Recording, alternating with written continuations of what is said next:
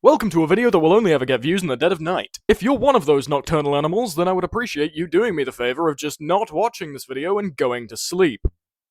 Alternatively, you can stick around and I'll make you feel bad. In the spirit of that, here are some of the absolutely terrific things that can happen if you don't sleep. Short-term symptoms and effects of sleep deprivation can include general fatigue, irritability, inhibited coordination, falling asleep or just passing out in the middle of the day, and decreased libido. If you just wait a little bit longer than the window of time it takes to cause all of that, however, you can even start to hallucinate and just cause permanent brain damage. Please don't do that, it is not worth it to procrastinate going to school or work tomorrow. Now, I understand that some people might not be going to the extreme of not sleeping for multiple days, so here are some of the longer term effects of consistently not sleeping for just a couple of hours longer than you should each night. You start to run a much higher risk of attaining chronic diseases, such as Alzheimer's, hypercholesterolemia, hypertension, cardiovascular disease, and finally, cancer. Just any cancer, pick your poison. Have you stopped watching yet? Go to sleep.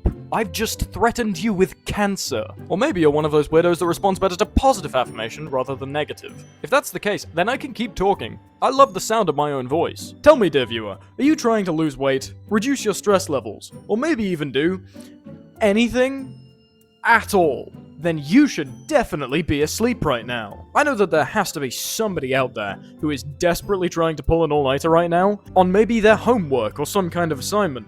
And maybe you're procrastinating something by watching this video. If that's you, I'm sorry to break it to you, but the day's over. You need to go to bed now to make sure that you're even capable of doing that thing in the morning. Cause you're clearly not getting it done now. As a personal anecdote, I made a video on anime art styles recently, and it took 4 weeks to make. And I practically didn't sleep for 2 of those weeks. And you know what?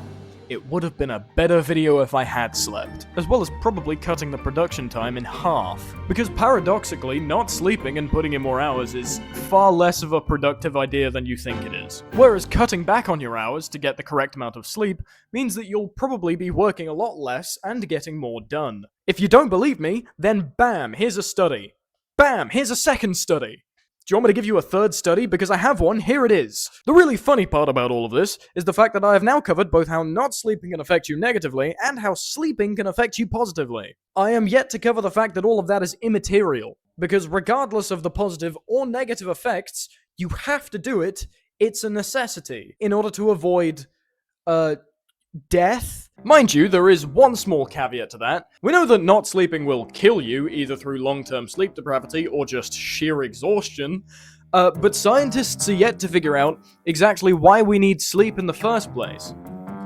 So a fat lot of good they were. We do know some of the stuff that happens when you're asleep, that primarily being that the brain gets rid of its own internal waste, both by disposing of what it considers useless memories in order to be able to strengthen neural connections made during the day, enhancing any practice skills learned throughout the day, and cementing long-term memories. And also literally disposing of the waste by pumping a bunch of spinal fluid up into the brain to clean itself like disinfectant on a mucky hob. What we haven't figured out is why this even requires you to be unconscious. There are certain animals, such as whales and dolphins, that are notable for actually shutting down half of their brain when it needs to sleep, and allowing the other half to just keep going. With that in mind, it does seem like a tiny bit of an evolutionary oversight to just have your brain render you completely defenseless for like a third of the day. And before somebody decides to write an awesome comment that clearly states that humans and dolphins actually happen to be 2 separate species and as such have 2 different brains, let me quickly clarify. There is plenty of precedent in humans for our brains being fully capable of being able to perform tasks typically done while asleep,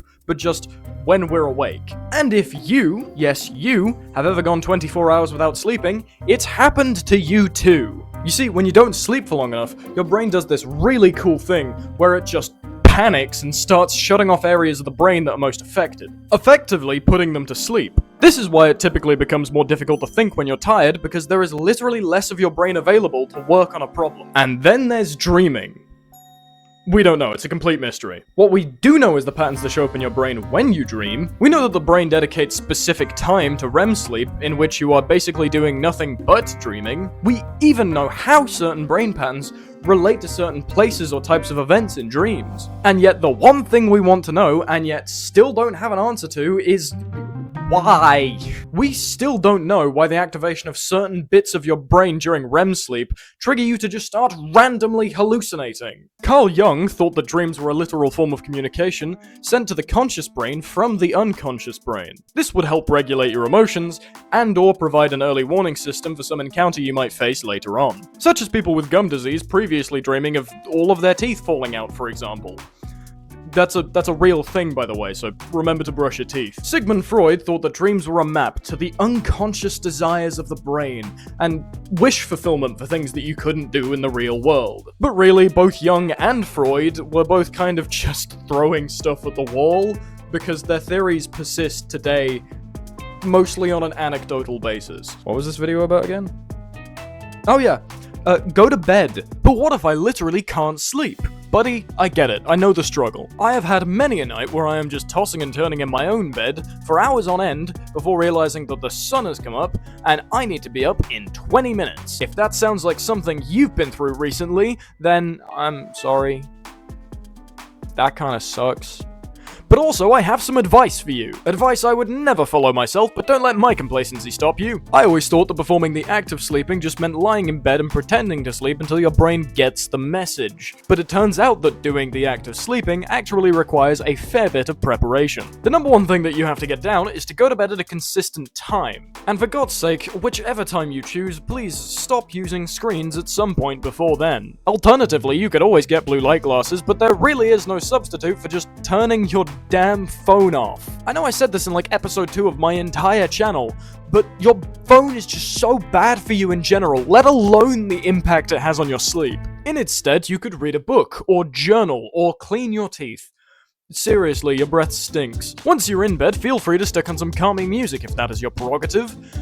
Really, whatever relaxes you. Anything but speedcore. I don't care who you are, that is not relaxing to you, and stop lying to me. Also, and this one's a biggie, keep your room dark. Get blackout curtains, turn off the mood lighting, trust me, humans sleep better in the dark. And if you're looking for a sleep mask to achieve exactly that, then it's a good thing this video is sponsored by no one. I just lied to you, I can't even run ads, I'm obviously not getting sponsored. Finally, once you've done all that, you should find yourself waking up in the morning a little less groggy. The next step in this case will be to, get out of bed.